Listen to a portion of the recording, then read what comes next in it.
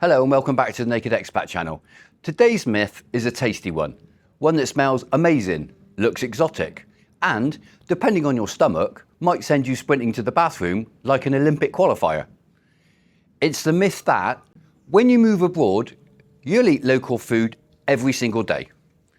Ah yes, people back home imagine you waking up to fresh tropical fruit, eating colourful street dishes for lunch, and finishing the day with a perfectly seasoned local speciality served by candlelight on a beach.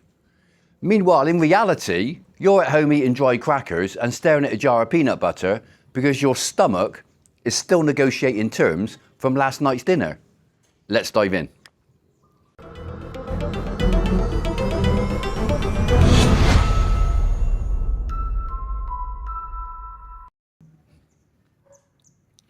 This is the romantic fantasy about local food. People back home say things like, "Wow, Andrew, you must be eating all that amazing local food. Every day must feel like a culinary adventure." As if I'm out here picking mangoes in slow motion, eating street food like a fearless backpacker, and swirling noodles around like a lead character in a travel documentary. When in truth, sometimes I just want toast. Just toast. A slice of bread that isn't sweet, isn't neon coloured, and doesn't smell faintly of vanilla air freshener. Because that's the thing about moving abroad. The fantasy of local food is delicious, but the reality? It's a mixed plate. In your first month abroad, you convince yourself you're going to become the Anthony Bourdain of your city. You tell yourself, I'm going to eat exactly what the locals eat, every day. And you do for the first week. You wander around markets, pointing at things like a brave explorer.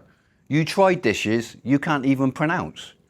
You sweat while eating because the food is 90% chili and 10% actual ingredients. And you probably message friends back home saying things like, "Mate, this is amazing. I could eat this forever." Cut to 3 weeks later, your stomach says, "No, you can't. No, no, no."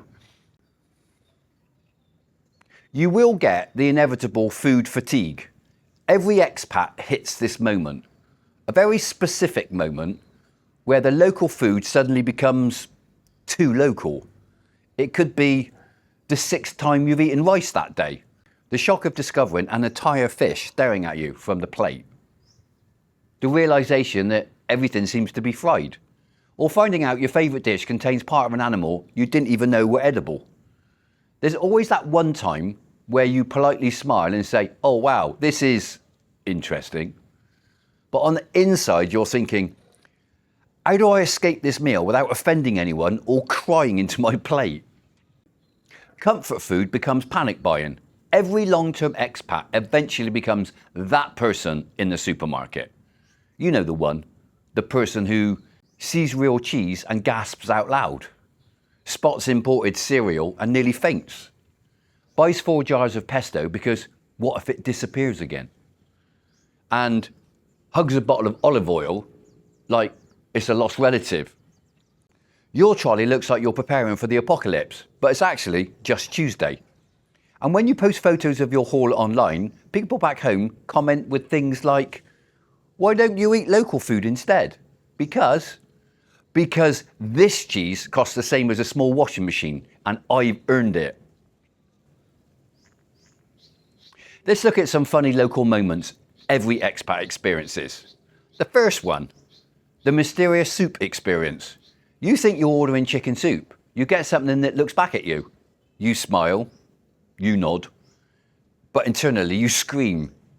Secondly, the surprise spice attack. Local friend, "Not spicy, sir." Reality, you see God. The dessert trickery. You buy what looks like chocolate cake. It's not chocolate cake. It's purple taro with cheese on top. And you stand there wondering, why is everything dessert and everything dessert is not what dessert should be? The breakfast betrayal. You expect bread. You get sweet bread, or rice, or sweet rice, or sweet spaghetti. And your foreign DNA simply short circuits. Why you don't eat local food every day? This truth is simple. Your stomach has limits. Not everything was designed for daily consumption by a foreign digestive system that grew up on beans on toast. Your taste buds have boundaries. Sometimes you just want something familiar. You miss certain foods. And trust me, cravings hit differently when you're thousands of miles away from a decent sausage. And the biggest reason? Because you live here. Not travelling, not on holiday, not backpacking. And real life doesn't taste like a food vlog. But you will evolve. Here's the beauty of it. You will fall in love with some local dishes, but not all of them. And that's okay. Over time, you'll find your favourites. You learn what your stomach likes. You discover where to get the good stuff. You learn which street stores are safe and which ones will ruin your week. You'll pick up local food customs, start mixing cuisines, local and home, and before you know it, you've got your own kind of like hybrid system.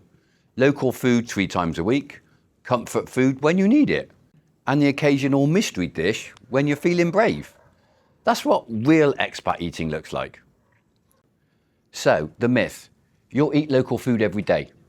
Busted. The reality, you'll eat it often, sometimes you'll love it, sometimes it will try to kill you. Sometimes you'll crave it, sometimes you'll run from it. But you absolutely will not eat it every single day.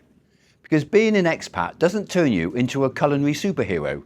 It just makes you flexible and occasionally desperate.